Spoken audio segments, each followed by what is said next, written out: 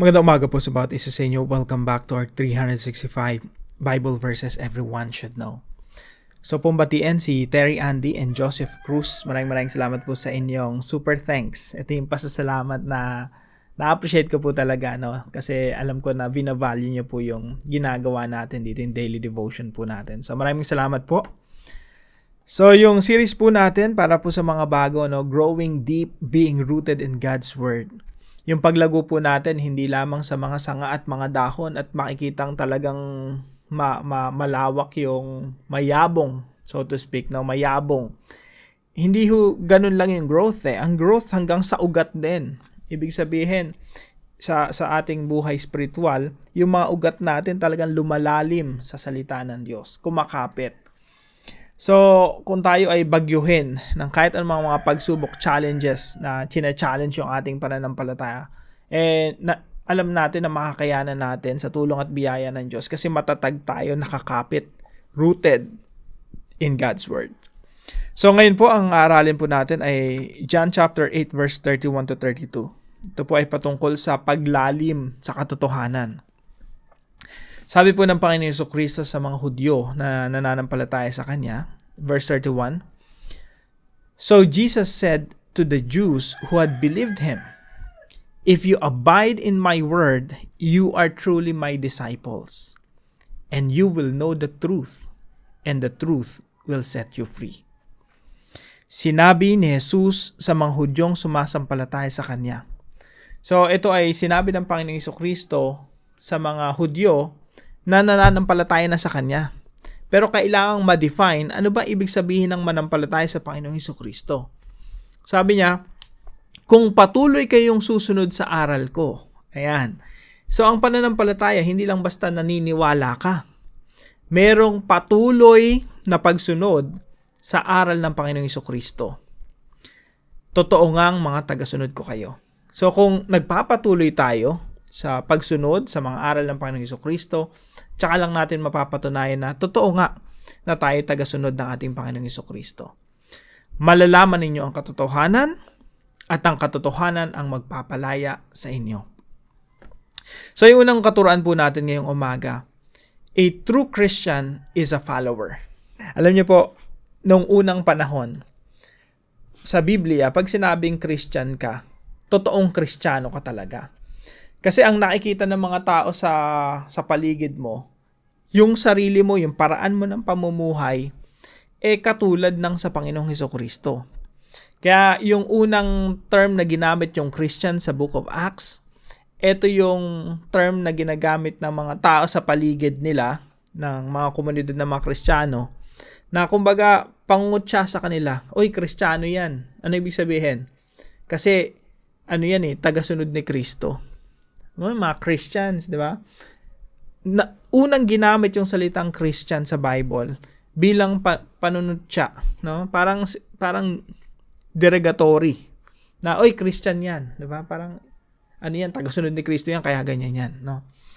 Ibig sabihin, yung unang mga Kristiyano, they were identified by other people because of their way of life. Kaya po, ang unang tawag sa mga Kristiyano long time ago, people of the way. Yan yun. Yung iba, sinasabi nila, ito yung pangalan ng relihiyon ko, kami yung mga nauna talagang relihiyon na tinatag ni Kristo. Wala akong ganun, no? Ang tawag lang sa kanila, people of the way, at hindi yung relihiyon na para bang yun nire-register sa gobyerno na pangalan ng relihiyon. Hindi ganon. Yun ay description ng kanilang pamumuhay. They're people of the way because they have their own way of life according to the pattern of the Lord Jesus Christ. Meron talaga silang sinusundang Kristo. Kaya, sa panahon natin ngayon, pag sinabing Christian, parang naging relihiyon na lang, no? Unfortunately, anong religion mo? Christian. Di ba? Parang ganun Parang pangalan na lang siya. Name tag. Ang dali na lang sabihin Christian. Pero ngayon, sa devotion natin na ito, medyo pahirapan natin. Imbis na tanungin mo yung sarili mo or yung ibang are you Christian?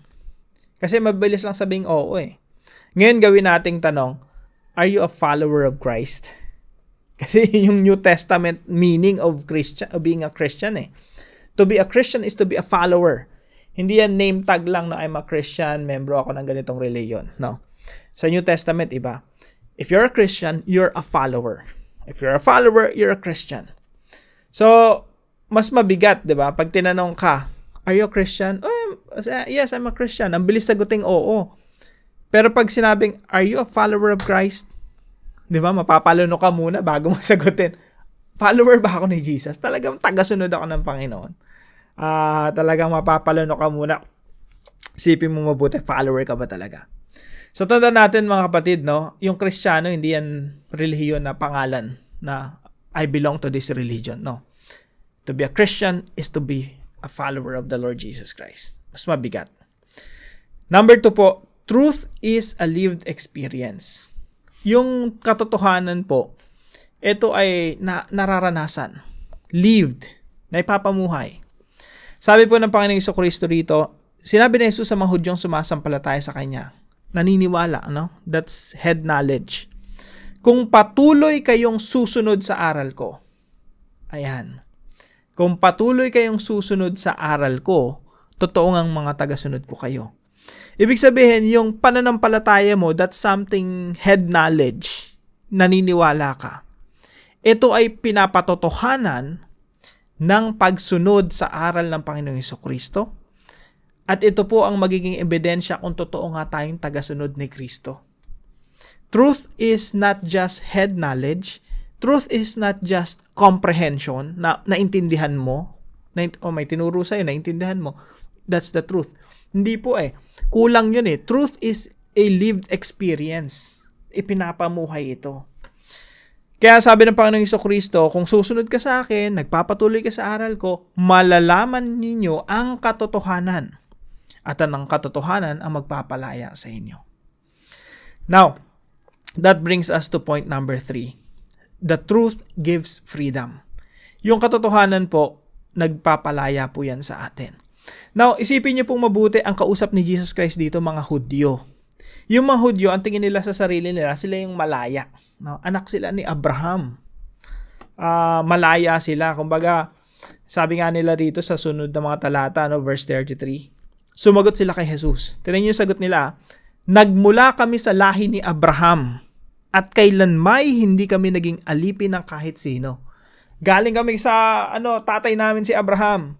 Hindi kami naging alipin ng kahit sino. Bakit sinasabi mong palalayain mo kami? Sipin niyo po yung ibang mga Hudyo na probably yung iba sa kanila talaga gustong nire-reject si Jesus Christ. Sumagot si Jesus, sinasabi ko sa inyo ang totoo. Ito pala yung katotohanan na dapat nilang malaman. Sinasabi ko sa inyo ang totoo. Ang sino mang nagkakasala ay alipin ng kasalanan. Sa makatuwid, kahit anak ka pa ni Abraham, kahit sino pa tatay mo, kahit sabihin mong hindi ka alipin literally, kung ikaw ay nagkakasala, namumuhay sa kasalanan, ikaw ay alipin ng kasalanan. At yan ang katotohanan.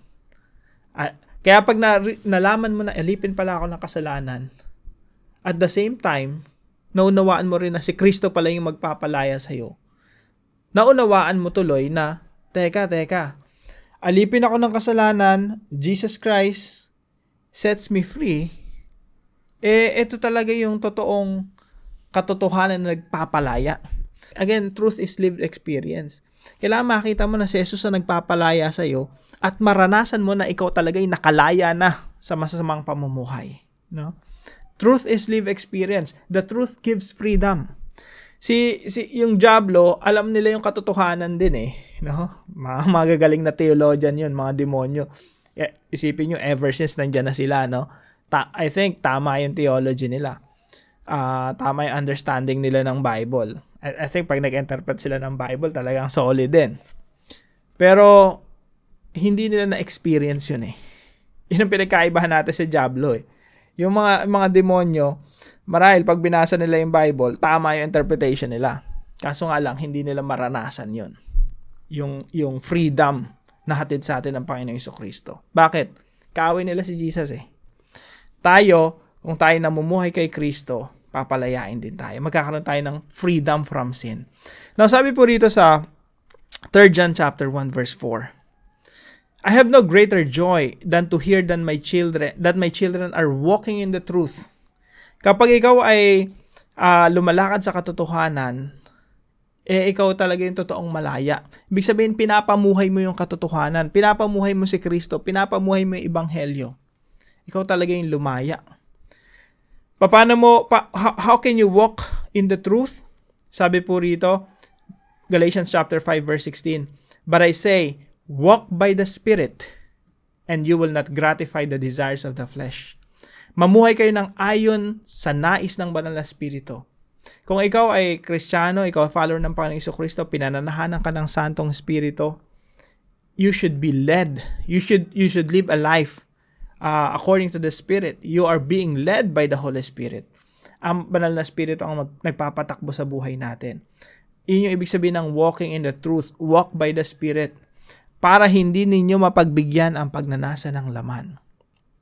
Sabi po rito sa 1 John 1:6, kung sinasabi nating may pakikiisa tayo kay Kristo, ngunit namumuhay naman tayo sa kadiliman, nagsisinungaling tayo at hindi namumuhay ng ayon sa katotohanan.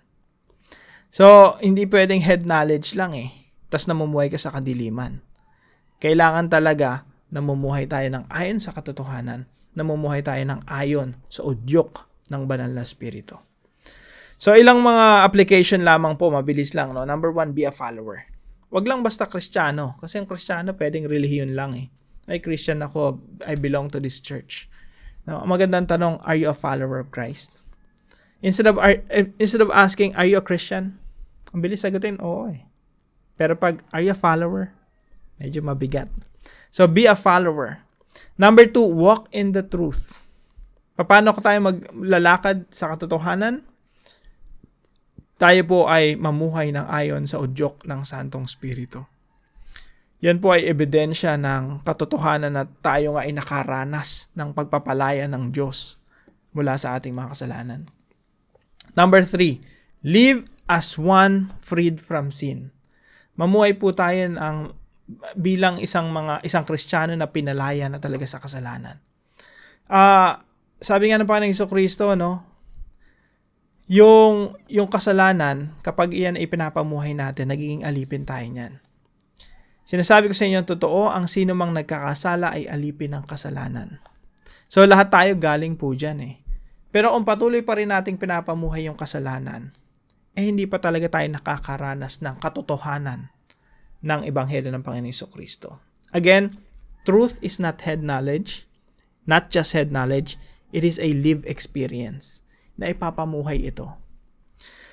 So, live as one freed from sin. Sa tulong at biyaya ng Diyos, hingin natin talaga kung tayo may inaalipin ng particular na kasalanan, hilingin natin sa Panginoon yung biyaya niya na patuloy tayong palayain, patuloy tayong baguhin mula sa ating mga kasalanan.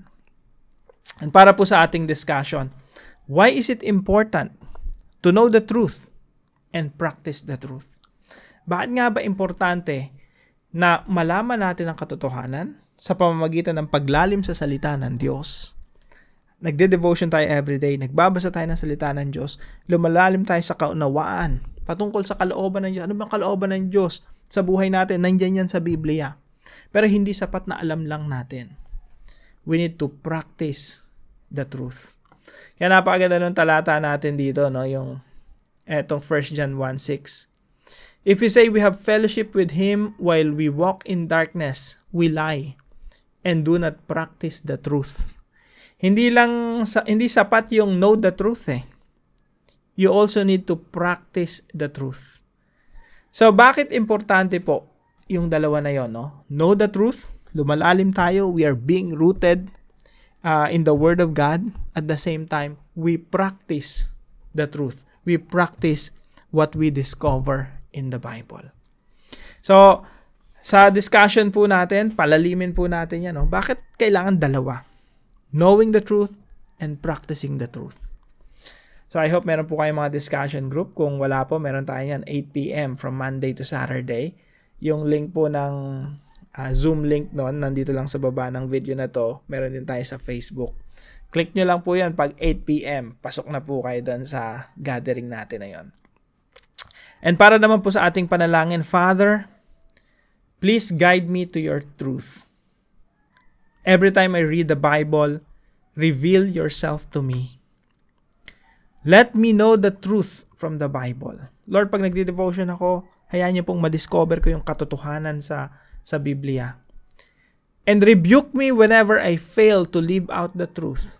Correct niyo po ako, Lord, pag hindi ko na ipapamuhay ito. I do not want to be filled with knowledge without application. Help me practice the truth by walking by the Spirit. Sabihin natin sa Kanya, Lord, tulungan niyo po ako na ipamuhay ang katotohanan sa pamamagitan ng pagsunod sa banal na Espiritu. In Jesus' name. Sama po natin ito sa ating mga panalangin. At kung meron po ay natutunan sa devotion na ito, let us know in the comment section below. And please share this devotion to your family and friends. God bless you po. See you po tomorrow 5 a.m. dito sa ating daily devotion.